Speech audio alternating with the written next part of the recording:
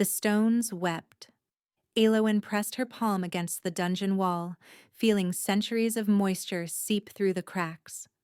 Somewhere far above her head, music swelled through the palace floors. Drums and harps and voices raised in celebration, all of it filtering down to her cell like a cruel lullaby. Today, the kingdom of Valdoria would crown its Luna. Elawyn closed her eyes, letting the cold seep into her bones. She had been here for 3 weeks now, buried beneath the very palace where she had once served as a seamstress to the royal household. 3 weeks since Isadora had pointed her elegant finger and accused Elawyn of stealing from the Luna's personal chambers. The charges were false. Elawyn had stolen nothing. But truth meant little when the accuser was the most powerful woman in the realm, the Alpha King's chosen bride. A ceremonial horn blasted through the stones, and Elawyn flinched. That sound marked the beginning of the bonding ritual. Within the hour, Isadora would stand before the sacred altar and receive the Alpha King's claiming bite. She would become Luna, the mother of the pack, second only to the king himself. And Elawyn would rot beneath their feet, forgotten. She sank onto the thin straw pallet that served as her bed, wrapping her arms around herself for warmth. The guards had taken her cloak when they had thrown her down here.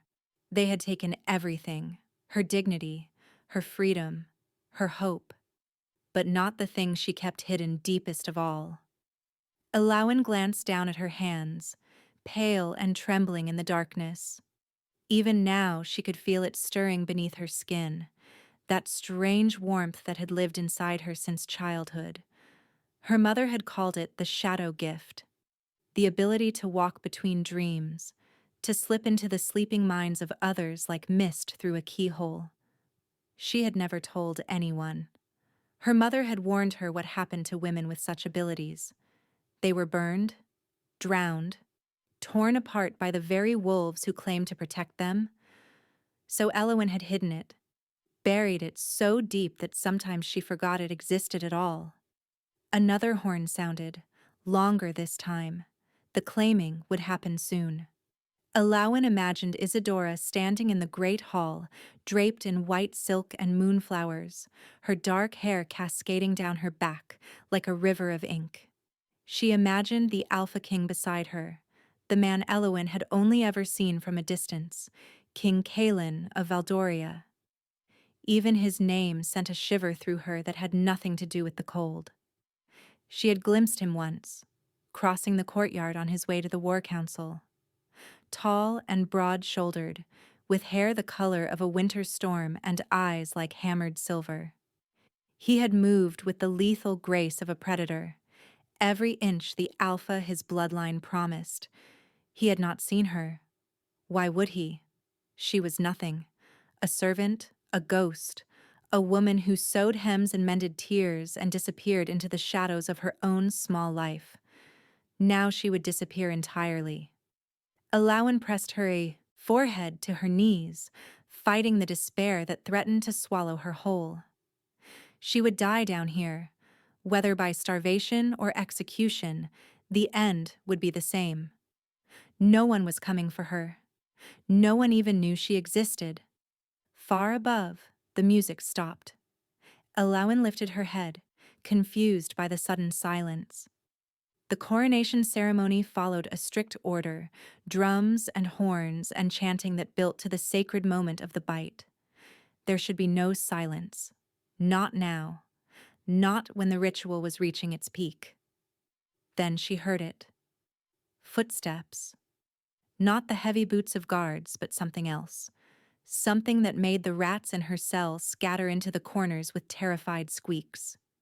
The door at the top of the dungeon stairs crashed open. Elawyn scrambled to her feet, pulse racing against her ribs. Torchlight flooded down the stone steps, and with it came voices sharp and urgent. "The king has gone mad," someone hissed. "He stopped the ceremony. He said he smelled something. Someone. He shifted right there in the great hall. Isadora is furious. She's demanding. The king demands nothing except answers. Find whoever carries that scent. Find them now. Elowen pressed herself against the far wall of her cell, barely breathing. Scent. The wolves tracked by scent, their senses far beyond anything human. But why would the king smell anyone during his own coronation? And why would he stop the ceremony for... The footsteps reached her corridor. A guard appeared before her cell, torch raised high. His face was pale, his eyes wide with something that looked almost like fear. "It's her," he breathed, staring at Elowen as if she had grown a second head. "Goddess above, it's the prisoner." "That's impossible." Another guard pushed forward, sniffing the air. His nostrils flared. Then his expression shifted to mirror his companion's shock. "It shouldn't be possible." Elowen's voice emerged as scarcely a breath. "What's happening? I don't understand." Neither guard answered. They simply stared at her with that same terrible wonder, as if she were a miracle and a catastrophe wrapped into one. Then a third voice cut through the darkness, deep and resonant and laced with an authority that made both guards drop instantly to their knees. "Open the cell." Elowen's blood turned to ice. She knew that voice. Every subject in Valdoria knew that voice. It commanded armies. It decided fates. It belonged to the most powerful alpha in 3 generations. King Kaelin stepped into the torchlight, and Elowen forgot how to breathe. He was still wearing his coronation attire, black velvet and silver thread, but the fine fabric was torn at the shoulders where his shift had begun. His eyes, those famous silver eyes, burned with something far more dangerous than anger. They burned gold. "Leave us," he commanded without looking at his guards. "Your Majesty, the ceremony." "I said leave." The guards fled. And Elowen found herself alone with the Alpha King, separated only by iron, bars that suddenly felt like no protection at all. Kaelin did not speak immediately. He simply stood there, chest heaving, those molten gold eyes fixed on Elowen with an intensity that made her want to simultaneously flee and fall to her knees. The wolf was close to his surface, she realized.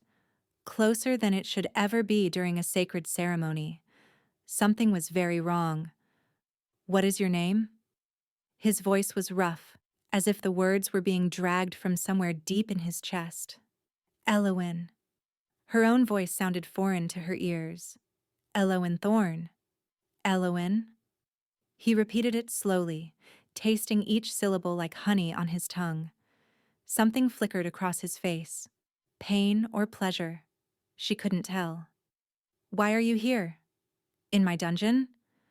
"I was accused of theft, Your Majesty, by the Lady Isadora." His jaw tightened.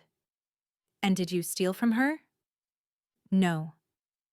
Elowen met his burning gaze, drawing on reserves of courage she didn't know she possessed. "I have never stolen anything in my life." For a long moment he simply stared at her. Then, without warning, he reached out and gripped the iron bars of her cell. The metal groaned beneath his hands. "I was standing at the altar," he said, his voice dropping to something barely audible. "Isadora was beside me, ready to receive my bite. And then I smelled something. Someone."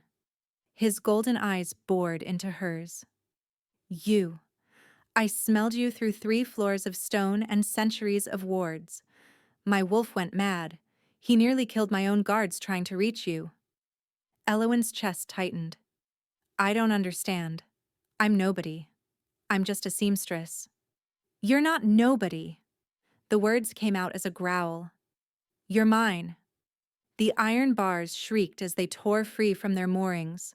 Elowen stumbled backward, a scream catching in her throat, but Kaelin moved faster than thought. One moment he was outside the cell. The next, he was inside with her, his hands gripping her shoulders, his face inches from hers. "Mine," he repeated, and this time the word was barely human. "My wolf has claimed you. I don't know how. I don't know why. but you belong to me. I don't. Elowen tried to form coherent words, but his proximity was overwhelming.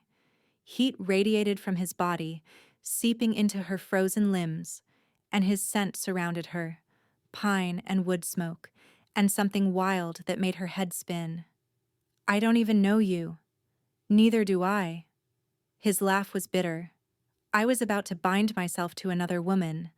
I've been promised to Isadora since we were children, and now my wolf tells me none of that matters, that the only woman who matters is a prisoner I've never seen before. His grip on her shoulders gentled, though he didn't release her. His thumb traced a slow circle against her collarbone, and Elowen shivered at the unexpected tenderness. "What are you?" he murmured, more to himself than to her. "What magic do you carry that could do this to me?" "No magic." The lie tasted sour on her tongue. "I have no magic." But even as she spoke, she felt the shadow gift stir inside her, responding to his proximity like a flower turning toward the sun. It had never done that before. It had always been cold and quiet, a secret kept in darkness.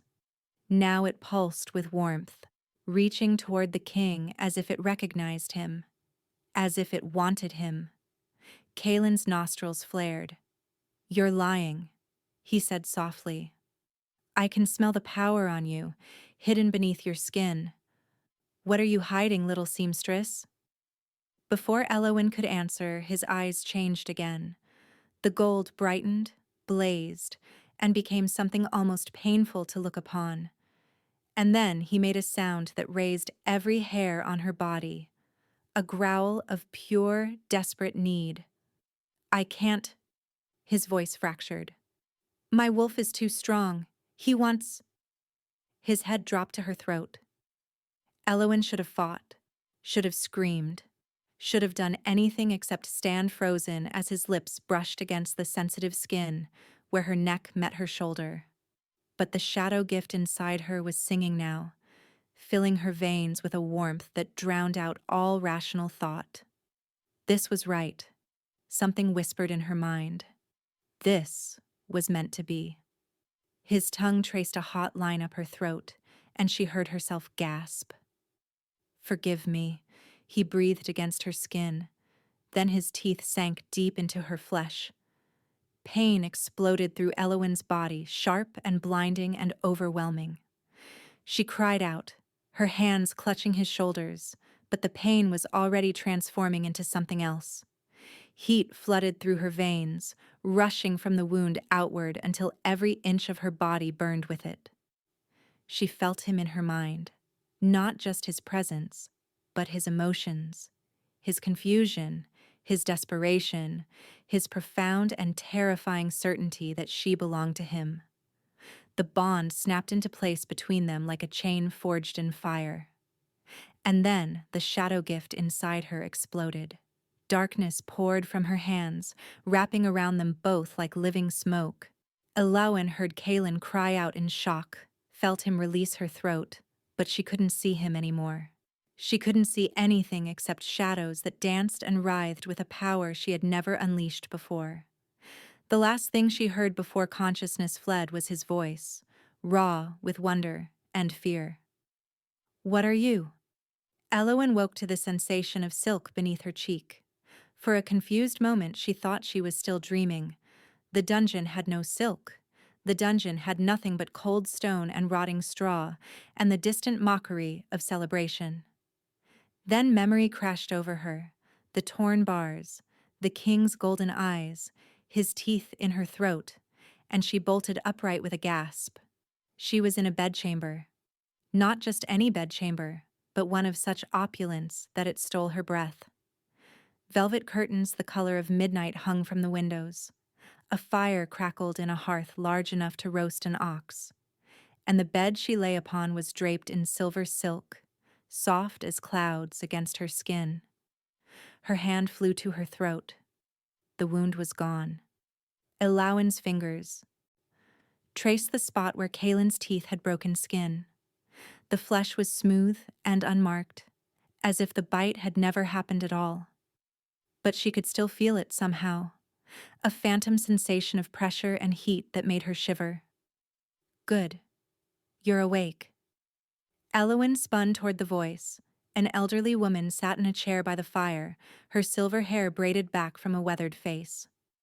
Her eyes, amber and knowing, studied Elowen with careful assessment. I am Marin, the woman said, healer to the royal household. You've been unconscious for nearly a full day. A day? Elowen's voice cracked. What happened? The king. The king has not left the corridor outside that door since he carried you here. Marin's tone was carefully neutral. He refuses food, rest, and counsel. He simply paces and waits and occasionally growls at anyone who tries to enter. Elowen felt heat rise to her cheeks. He bit me. Yes, a claiming bite. Marin's expression grew troubled. Given to a human, without consent, without preparation. Such a thing has not happened in centuries. What does it mean? Marin was quiet for a long moment. Then she rose from her chair and moved to sit on the edge of the bed, her aged hands folding in her lap. Among our kind, the claiming bite is sacred. It binds two souls together, creating a bond that transcends physical distance and even death. When an alpha claims his Luna, they become two halves of one whole. Elowen's pulse quickened. But I'm not his Luna. Isadora was to be his chosen mate. A political arrangement, not a fated bond. Marin's amber eyes held something that might have been pity. What happened between you and the king was not a choice. It was destiny crying out to be acknowledged. I don't believe in destiny. Perhaps not. But the bond believes in you. Marin reached out and touched Elowen's hand. Tell me, child. Can you feel him? The king? Is there a thread in your chest that pulls toward something beyond this room? Elowen wanted to deny it. She wanted to insist that she felt nothing, that this was all a terrible mistake. But she could feel him. Even now, with walls between them, she could sense Kaelin's presence like a second heartbeat in her chest. His anxiety pulsed through her, his desperate need to see her, to touch her, to confirm that she still breathed. Yes, she whispered. I feel him. Marin nodded slowly. Then the bond is forming, but it's incomplete. Without a second bite, without you claiming him in return, the bond will remain unstable. And if it remains unstable? The healer's silence was answer enough. Before Elowen could press further, the door burst open. Kaelin stood in the doorway, his silver eyes wild and his chest heaving as if he'd been running for miles. She's awake. His voice was hoarse. I felt her wake. I felt...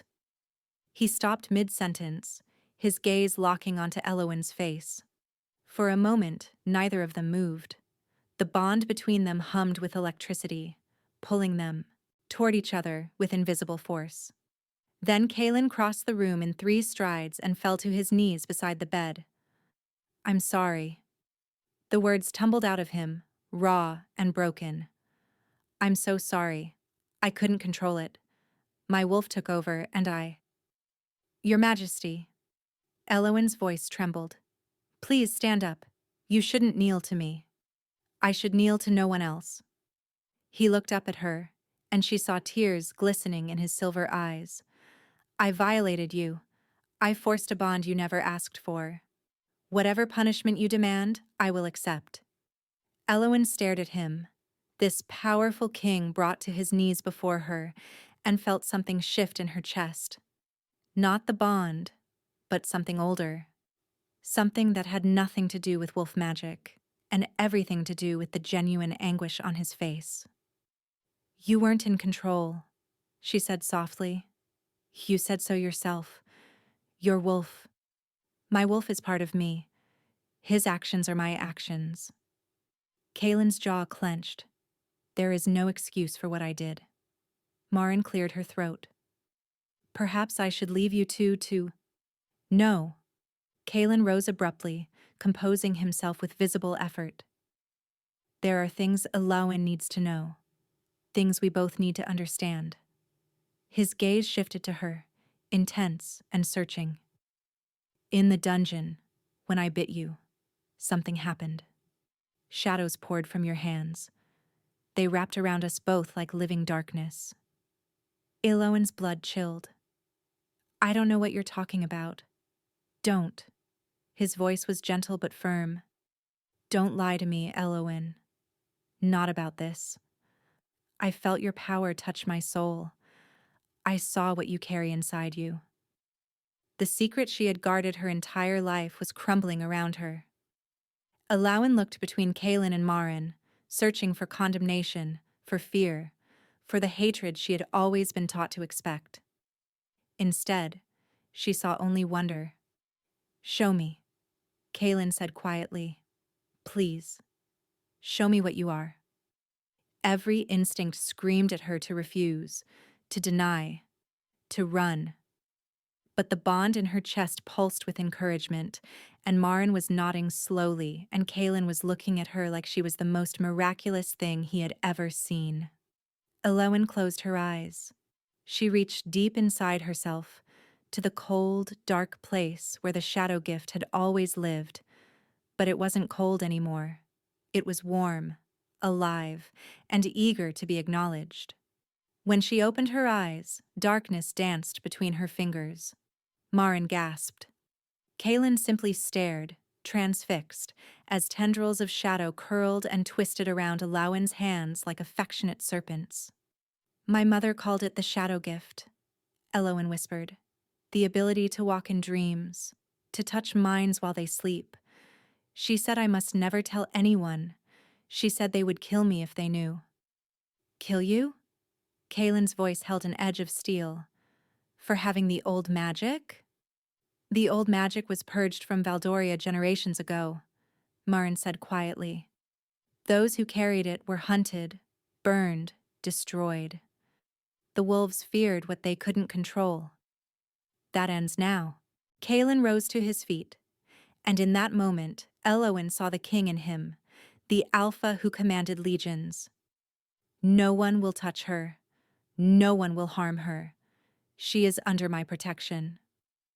Your Majesty, Marin's voice dropped. Isadora has demanded an audience. She knows something disrupted the ceremony. When she learns the truth, the door slammed open again. A woman stood on the threshold, beautiful and terrible in her fury.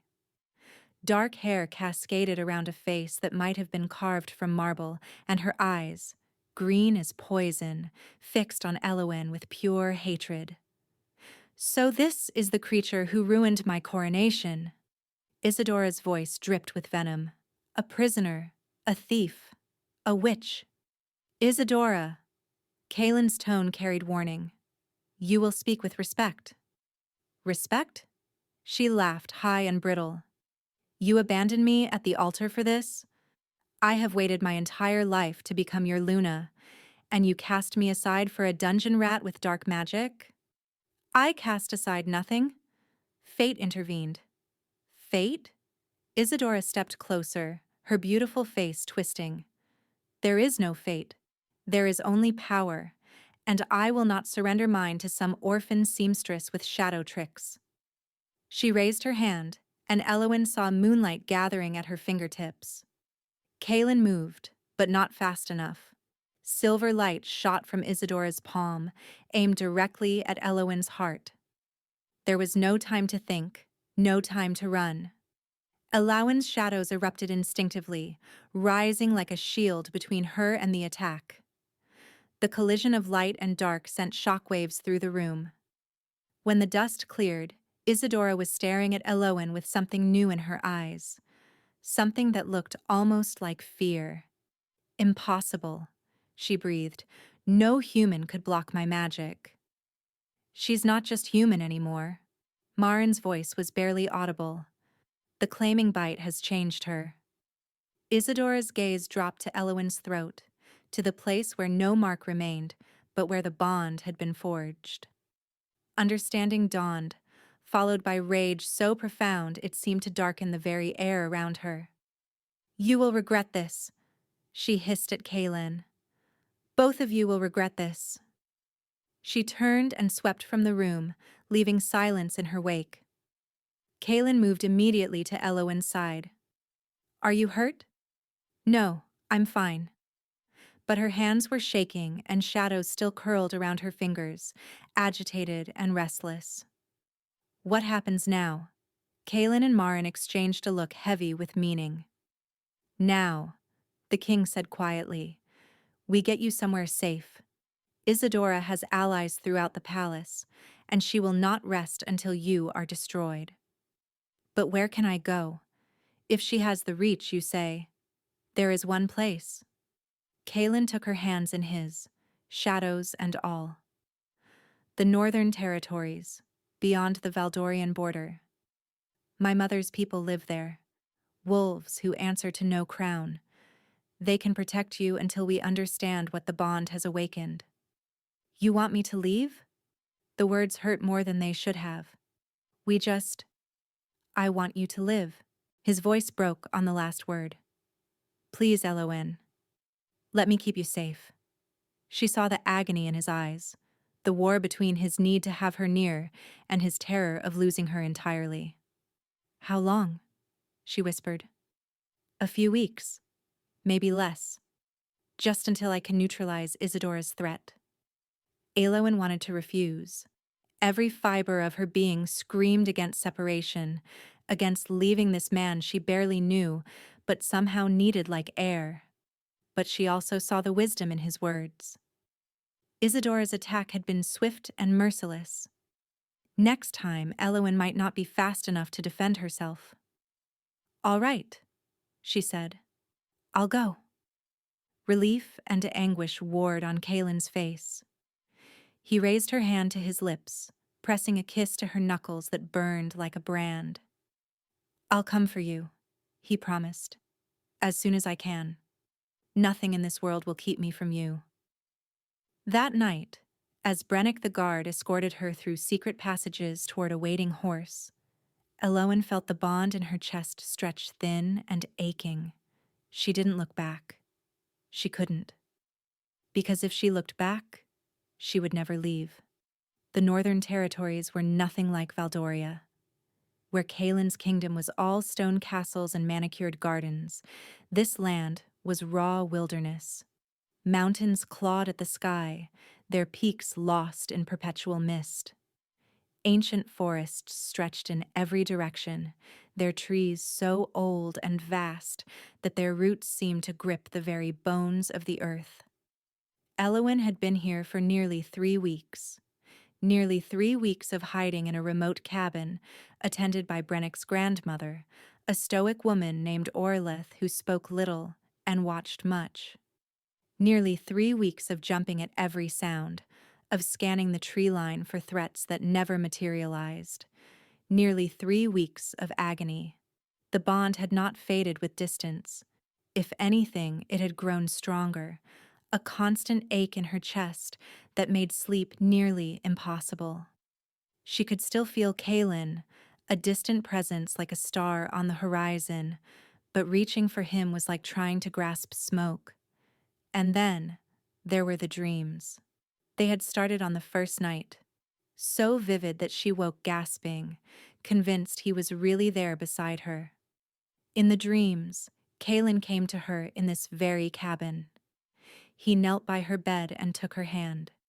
He spoke to her in low, urgent tones, telling her things she couldn't quite hear, making promises she couldn't quite remember upon waking. Just dreams, she told herself each morning as she splashed cold water on her face. Nothing more. But the dreams felt different from normal dreams. They had a weight to them, a texture, as if the boundary between sleeping and waking had grown dangerously thin. On the 20th night, Elowen woke to find that she was not alone. Moonlight streamed through the cabin window, illuminating a figure standing at the foot of her bed. Tall and broad-shouldered, with silver-gray hair that caught the pale light. Kaylin. You're not real, Elawan whispered, pulling the blankets to her chest. You're a dream. Am I? He moved closer, and she saw his face clearly now, the exhaustion carved into his features, the desperate hunger in his silver eyes. I've been trying to reach you for weeks. Every night I walk the dream paths, searching for your light. Dream paths? Your gift. The shadow walk. He sat on the edge of her bed, and she felt the mattress dip beneath his weight. Felt it. You've been calling to me, Elowen. Every time you sleep, your power reaches out. I finally learned to answer. Her pulse raced now. That's impossible, I can't. You can. You just don't know how to control it yet. He reached out and touched her cheek, and his hand was warm and solid and real.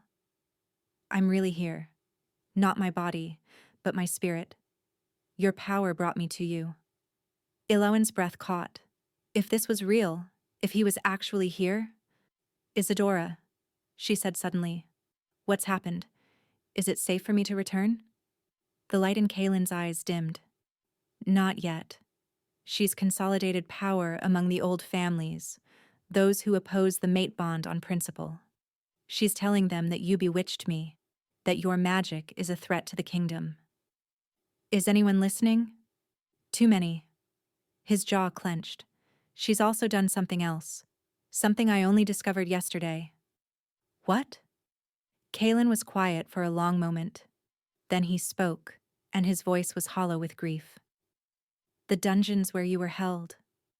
The poison Isadora used to keep you weak. It wasn't just ordinary cruelty. He met her eyes.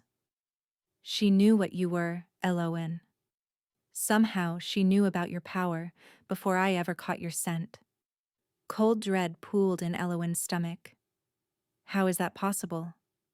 I don't know yet, but I intend to find out. He took both her hands in his, and despite everything, warmth flooded through her at the contact. I'm so sorry I sent you away. Every day without you is torture. For me as well. The admission escaped before she could stop it. The bond, it hurts. It's like something inside me is constantly reaching for something it can't find. Pain flickered across his face. The incomplete bond. Marin warned me this would happen. What do you mean, incomplete? A claiming bite forges only half the bond. The other half... He stopped, seeming to war with himself. The other half requires you to bite me in return. Elowen stared at him. I bite you? To complete the bond. To become truly mated. His silver eyes held hers with devastating intensity. I would never ask it of you, Elowen.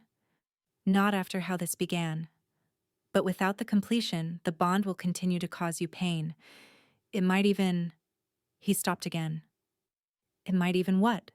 Elowen pressed. Nothing. It doesn't matter. He squeezed her hands. We have time. I'll find a way to fix this, I promise. I'll find a way to keep you safe and break Isadora's hold, and... The dream began to fracture around them. Elowen felt reality tugging at her, pulling her back toward waking. Kaylin's form flickered like a candle in the wind. Wait. She gripped his hands tighter. Don't go. Not yet. I'll come back tomorrow night. I'll come back every night until you can come home.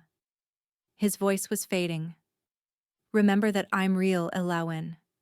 Remember that this is real. Whatever happens, whatever you hear, know that you are mine, and I am yours, and nothing will change that. Nothing. He vanished. Elowen jolted awake to gray dawn light filtering through the cabin window. Her hands were clenched on empty air, and her cheeks were wet with tears she didn't remember crying. The door creaked open, and Orlith entered with a breakfast tray. You cried out in the night, she said, her voice rough as tree bark. Bad dreams?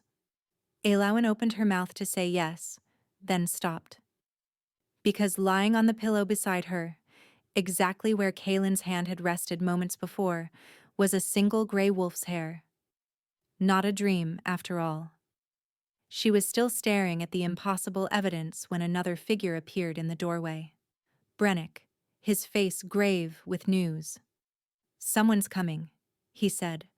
"From the palace, a healer named Marin. She says it's urgent." An hour later, Elowen sat across from Marin in the cabin's small main room.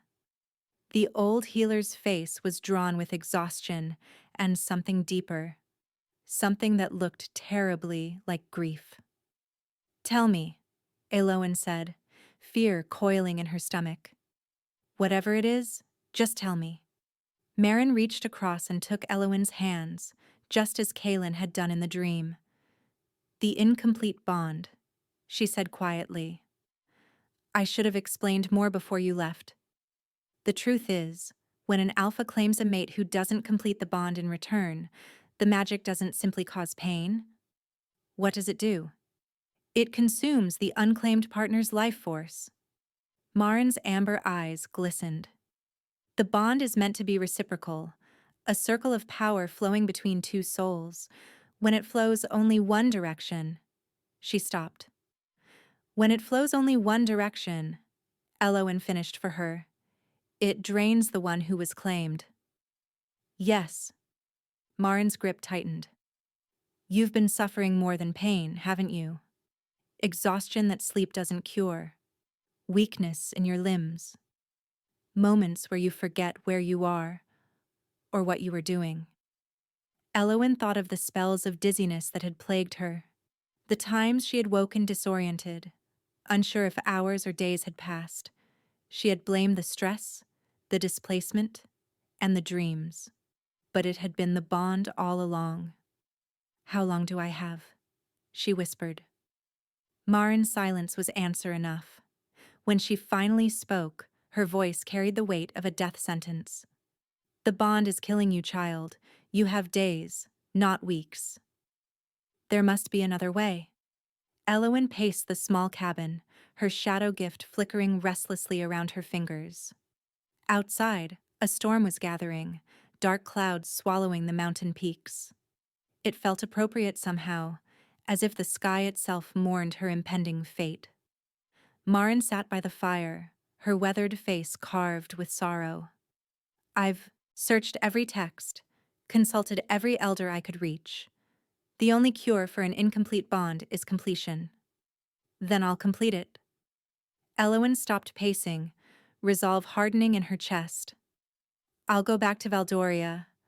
I'll find Kaelin, and you won't survive the journey." Marin's voice was gentle but firm. "The bond has already drained too much of your strength. Even with horses, even at full speed, your body would fail before you reached the palace gates." Elowen sank onto the edge of her bed, despair washing over her. "So I'm supposed to just sit here and wait to die?" "There is one possibility." Marin hesitated, clearly warring with herself. "The blood moon rises in 3 days. It's said that the old magic runs strongest during the Crimson Night. If we could bring Kaelin here, to you..." "How? You just said I can't survive the journey. He certainly can't abandon his kingdom for..." The cabin door crashed open. Brennick stumbled inside, blood streaming from a gash on his forehead. Behind him, silhouetted against the storm-dark sky, stood a figure Elowen had hoped never to see again. Isadora. "Did you really think," the would-be Luna purred, stepping over the threshold, "that I wouldn't find you?" Guards poured in behind her, a dozen wolves in human form, their eyes gleaming with predatory light. They seized Brennick before he could reach for his weapon, forcing him to his knees. Elowen's shadows surged instinctively, but Isadora merely laughed. "Oh, please do try your little tricks." She raised her hand, and Elowen saw something glinting between her fingers, a vial filled with silver-black liquid. "Do you know what this is?" Cold recognition flooded through Elowen. She had seen that color before, in her dreams, in Marin's warnings about the ancient poisons used to purge the old magic from Valdoria. "Shadow's Bane," Marin breathed. "Where did you get that?" "My family kept the old formulas. Isadora's smile was razor sharp. We were the ones who led the purges, after all. Did you think we'd forgotten how to kill witches? She moved closer, and Elowyn felt her shadows recoil from the vial's proximity. The poison seemed to pulse with malevolent energy, hungry for her power. I've been planning this for years, Isadora continued, circling Elowyn like a predator.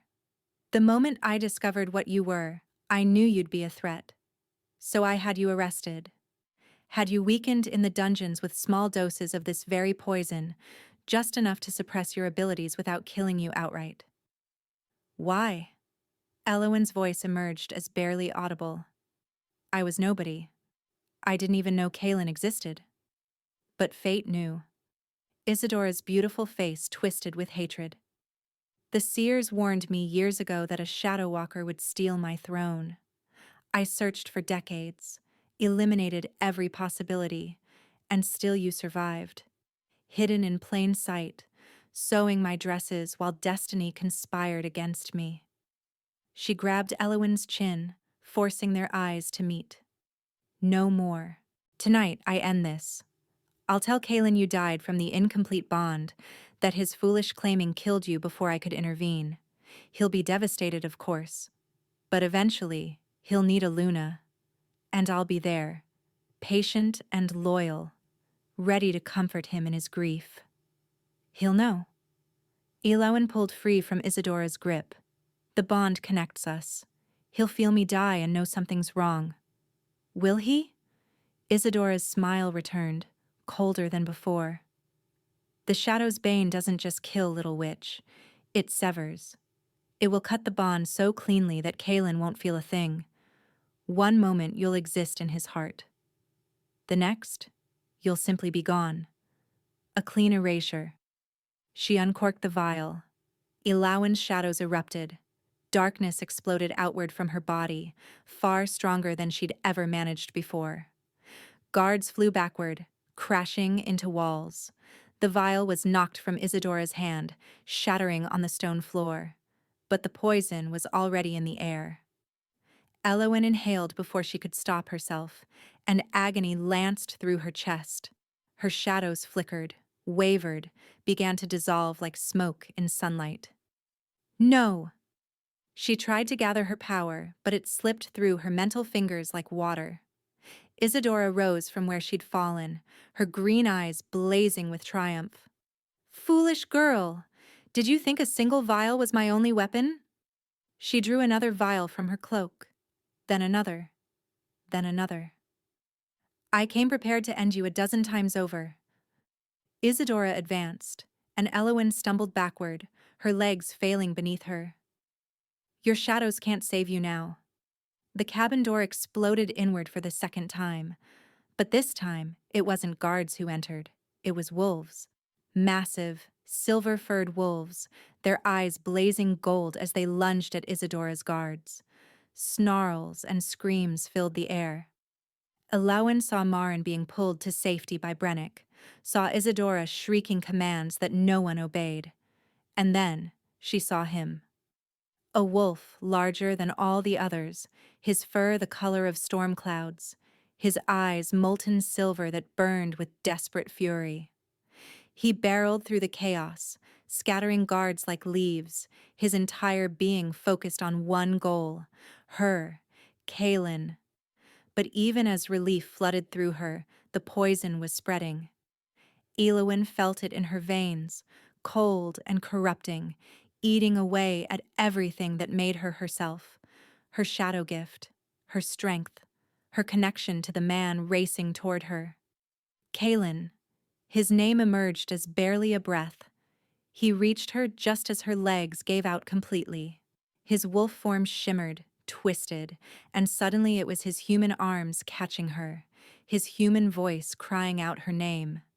Elowyn, stay with me, stay with me. But the poison was stronger than her will. Elowyn felt the bond between them flickering, weakening, the silver thread that connected their souls beginning to fray. She tried to hold on, tried to keep the connection alive through sheer determination, but the Shadow's Bane was designed for exactly this purpose. I'm Sorry, she whispered, looking up into Kaylin's anguished face. I wanted more time. No. His voice cracked. No, you don't get to leave me. The blood moon rises tomorrow. We can complete the bond, cure the poison, save you. Too late. Elowen felt her consciousness beginning to fade. It's already too late. Deep within her, something was happening. The poison and the incomplete bond were reacting to each other, creating a cascade of destruction that she couldn't stop. But there was something else too, something unexpected. Her wolf. The claiming bite had begun changing her 3 weeks ago, but she had never felt it before now. Never sensed the animal spirit that Kaylin's bite had awakened in her blood. Now, as she lay dying in his arms, her wolf rose up. Not in acceptance of death, but in defiance of it. Pain erupted through Elowen's body. Her bones began to crack and shift, her muscles tearing and reforming. She heard herself scream, heard Kaylin shouting for Marin, felt hands trying to hold her still as her spine arched off the ground. She's shifting. Marin's voice sharp with disbelief. The wolf is trying to burn out the poison. Is that possible? I don't know. I've never seen... The transformation stalled. Elowen hung suspended between forms, neither human nor wolf, her bones frozen mid-change. The agony was beyond anything she had ever imagined, 1,000 deaths compressed into a single endless moment. She couldn't complete the shift. The poison had weakened her too much, and her wolf didn't have the strength to finish what it had started. Elowen! Kaylin's face swam above her, tears streaming down his cheeks. Fight it! Please, fight it! But Elowen couldn't fight anymore. The darkness took her, and this time, she didn't think she would wake up. 3 days had passed since Isidora's attack, and Kaylin had known grief before. He had lost his father to war when he was 12, had watched his mother fade to shadow after the king's death, her bond-broken heart unable to survive without her mate. He had thought he understood loss, understood the hollowing devastation of having something precious ripped away. He had understood nothing. Elowen lay on the cabin floor, her body frozen in grotesque transformation, neither human nor wolf.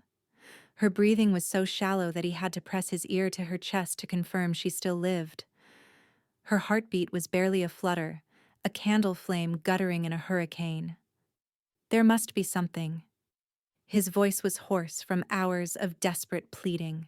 Marin, please, there must be something we can do. The old healer knelt beside him, her face gray with exhaustion. They had worked through the night, trying every remedy, every ancient technique, every prayer to gods who seemed determined to ignore them. Nothing had worked. The blood moon rises tonight, Marin said quietly. If she survives until then, the lunar magic might give her wolf the strength to complete the transformation. And if she doesn't survive? Marin didn't answer. She didn't need to. Kaylin gathered Elowen's twisted form into his arms, careful not to jostle the bones that had frozen mid-shift. She weighed almost nothing, as if death was already claiming pieces of her soul. I did this. The words tore from him like shards of glass. I bit her without consent, bonded her without permission, and now she's dying because of my wolf's selfishness. Your wolf recognized its mate, Marin said gently. That's not selfishness. That's destiny. Destiny? Kaylin laughed, and the sound was awful. What kind of destiny kills the one person you're meant to love? He pressed his forehead to Elowen's, breathing in her fading scent. She still smelled like midnight flowers and autumn rain, but beneath that was something acrid, the poison eating her from within. I should have refused the claiming urge, should have fought harder against my wolf, should have denied your very nature? Marin shook her head. A wolf cannot refuse its mate any more than the tide can refuse the moon. What happened between you was written in stars older than this world. Then the stars are cruel. Marin was quiet for a long moment. Then she spoke, and her voice carried the weight of ancient knowledge. There is one thing we haven't tried. Kaylin's head snapped up. Tell me. The completion ritual. If you could somehow trigger it, the reciprocal bond might give her wolf the strength it needs. She can't bite me. Kaylin gestured at Elowen's frozen form. She can barely breathe. Not a physical bite, a spiritual one. Marin's amber eyes held his. Your shadow walker can move through dreams, can touch minds while bodies sleep. If you could reach her, wherever her spirit has fled, if you could guide her back to herself. How? I'm no shadow walker. I can't. You walked her dreams before. She told me, that first night you found each other across the miles. The bond allowed it. Marin gripped his arm. The bond is still there, Kaylin. Damaged and fading, but not gone. If you follow it deep enough, you might find her. Hope, fragile and desperate, flickered in Kaylin's chest. What do I do? Marin guided him to lie beside Elowen's broken body. She placed his hand over her stuttering heart, positioned his forehead against hers. Close your eyes, she instructed. Find the thread that connects you. Follow it into the dark. Kaylin closed his eyes. At first, there was nothing but blackness. He searched for the bond, for that silver thread that had always pulsed between them, but found only void. Then, so faint he almost missed it, a glimmer. He followed it. The darkness gave way to a landscape of shadow and mist. Kaylin found himself standing in a forest that seemed to exist outside of time, its trees twisted into impossible shapes, its paths leading in directions that hurt to contemplate. Elowen! His voice echoed strangely, multiplying and fracturing. Elowen, where are you? Nothing answered but the wind. Kaylin walked for what felt like hours, following the fading thread of their bond through the nightmare forest. The trees grew denser, the paths more treacherous. Twice he nearly lost the connection entirely, saved only by clinging to the memory of her face, her voice, her scent. Finally, he found her. She sat at the base of an ancient oak, her form flickering between human and wolf like a candle in the wind. Her eyes were closed, her expression peaceful. Too peaceful. Elowen. He fell to his knees beside her. Elowen, you have to wake up. You have to come back. Her eyes opened slowly and they held no recognition. Who are you? Kaylin's heart shattered. Your mate. Your bonded partner. The man who loves you. I don't remember, love. Her voice was distant, dreamy. I don't remember anything. It's peaceful here. Quiet. I think I'd like to stay. No. He grabbed her hands and they felt insubstantial beneath his grip. No, you can't stay. Our bond isn't complete. If you die here, if you fade away, then it will stop hurting. She smiled, and it was the saddest thing he had ever seen. Everything hurt so much out there. The poison and the change and the breaking. Here, nothing hurts at all. Kaylin understood then what he was truly fighting. Not the poison, not the incomplete transformation. He was fighting her desire to surrender. I know it hurts, he said softly. I know what I did to you was wrong. The bite, the bond, all of it. You never asked for any of this. You were just a seamstress, living your quiet life, and my wolf destroyed everything. Elowen's flickering form grew slightly more solid. She was listening. But if you come back to me, Kaylin continued, pouring every ounce of love and desperation into his words, I swear on my crown, my kingdom, my very soul, that I will spend the rest of my life making it right. I will give you choices. I will give you freedom. I will give you everything you were denied. Tears slipped down Elowen's translucent cheeks. You can't promise that. I can. I am. I'm the Alpha King of Aldoria, and my word is law. He cupped her flickering face in his hands. Come back to me, Elowen. Complete the bond. Claim me as I claimed you, and we'll face whatever comes together. For one endless moment she hesitated. Then her hands rose to grip his wrists, and her eyes cleared, and she was there again. Truly there. The woman he loved fighting her way back from the brink. How? She whispered. How do I claim you here? The same way I claimed you. He tilted his head, baring his throat. Bite me, Elowen. Complete the bond, and let it pull you home. She leaned forward. But before her teeth could find his skin, the shadow forest convulsed. Dark tendrils erupted from the ground, wrapping around Elowen's spirit form, dragging her away from him. The poison! She screamed. It knows what we're trying to do. Kaelin lunged for her, but the tendrils were too fast. They pulled her down into the darkness, and her screams echoed long after she vanished. He woke gasping on the cabin floor. Hours had passed. The blood moon now hung full and crimson outside the window, casting everything in shades of red. Beside him, Elowen's body had gone completely still. Marin pressed her ear to the Shadow Walker's chest, then sat back, her face crumpling. I'm sorry. Her voice broke. I'm so sorry. She's gone. Kaelin stared at Elowen's lifeless form, at the half-transformed body that no longer drew breath, at the face of the woman he had loved and lost in the space of a single moon cycle. Something inside him snapped. Your Majesty. Brennick's voice came from somewhere distant. Your Majesty, what do you want us to do? Kaelin rose slowly to his feet.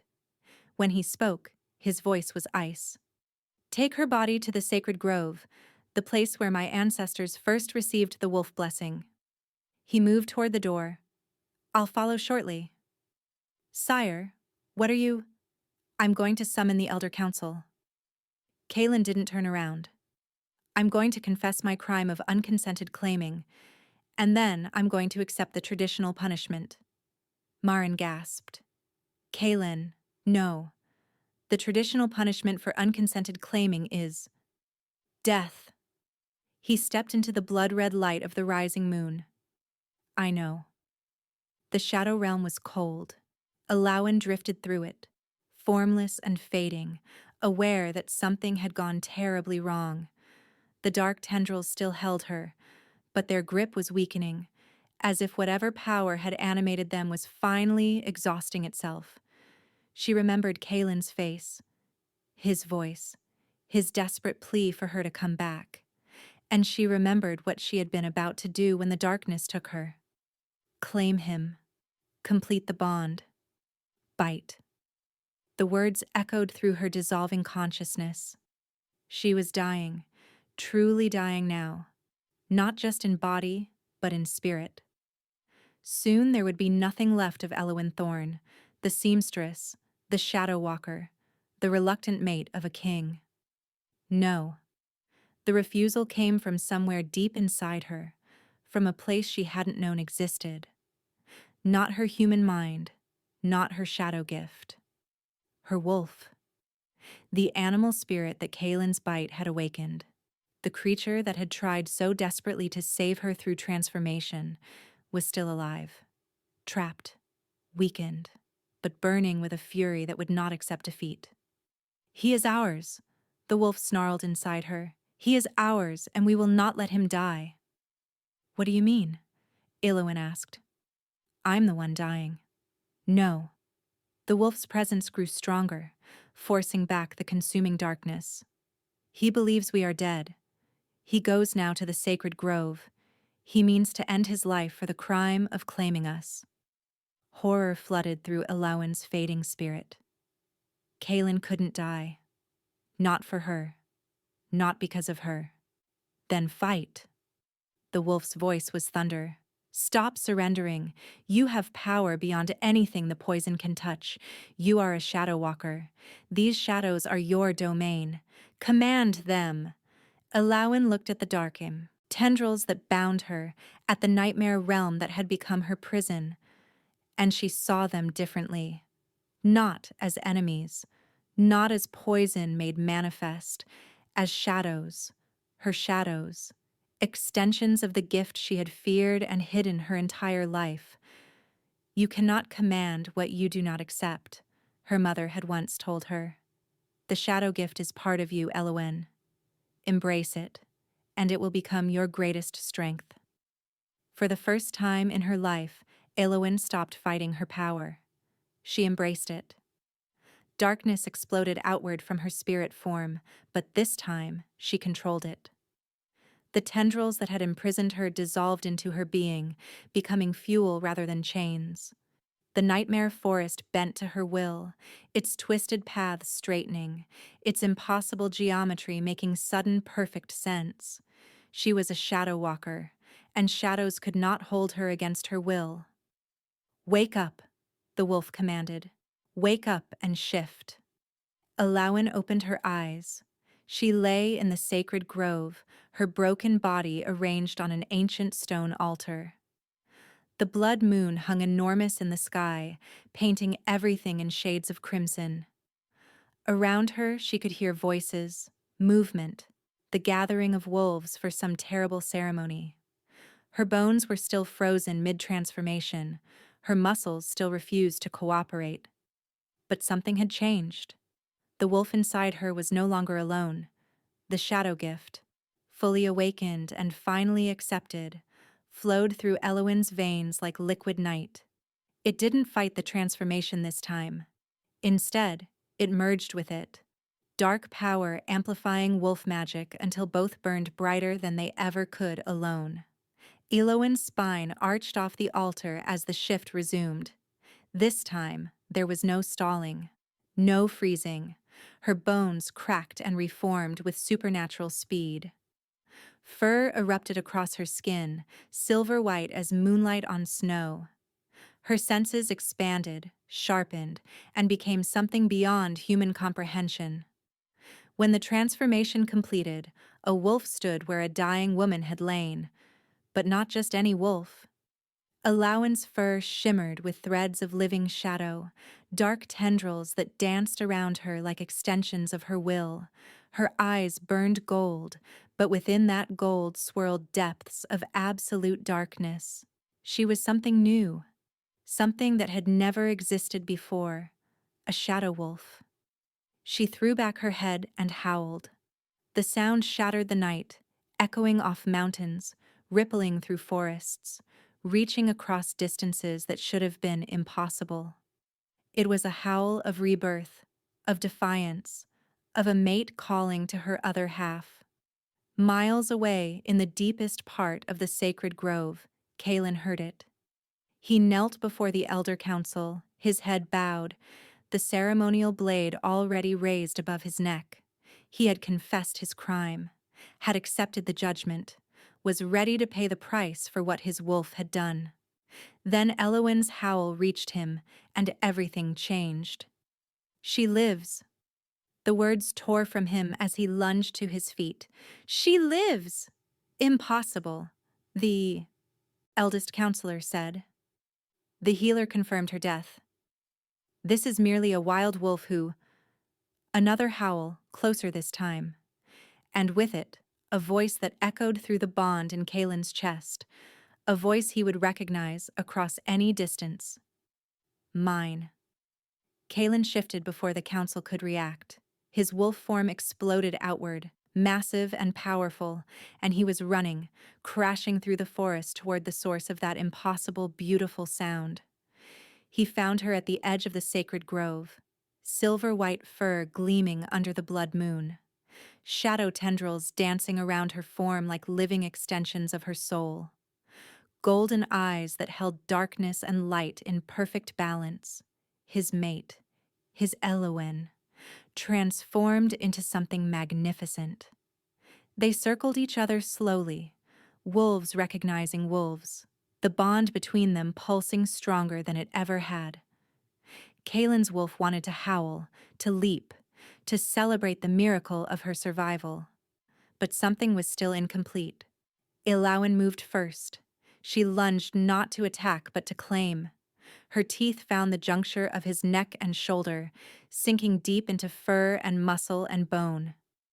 Kaylin felt the bond explode between them, the incomplete thread suddenly becoming an unbreakable chain. Power flowed both directions now. He felt her, truly felt her, not just as a presence in his chest, but as an extension of his very soul. Her fears, her hopes, her fierce determination, her overwhelming love, all of it poured into him as his own emotions poured into her. Two halves becoming one whole.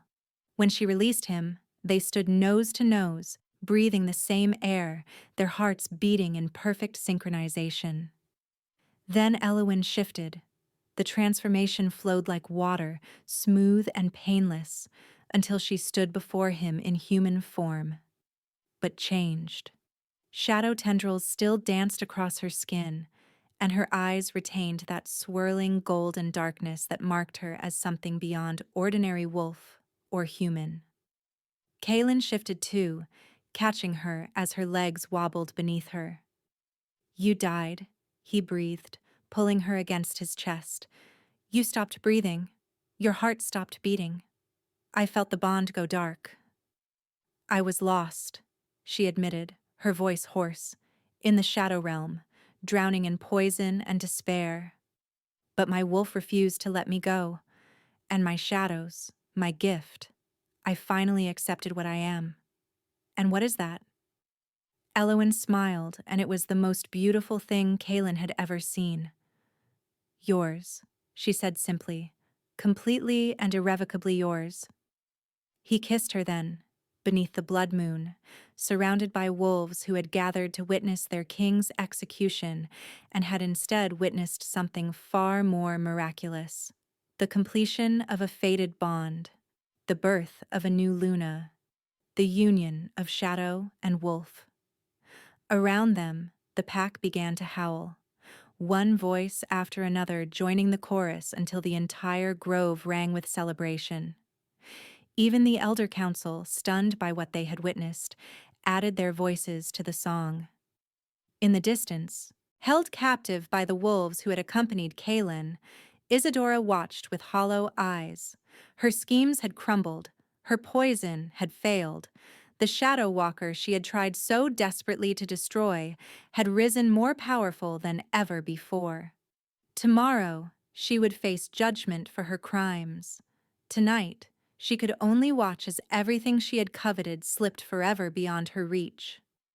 Kaylin pulled back from the kiss just far enough to rest his forehead against Elowen's.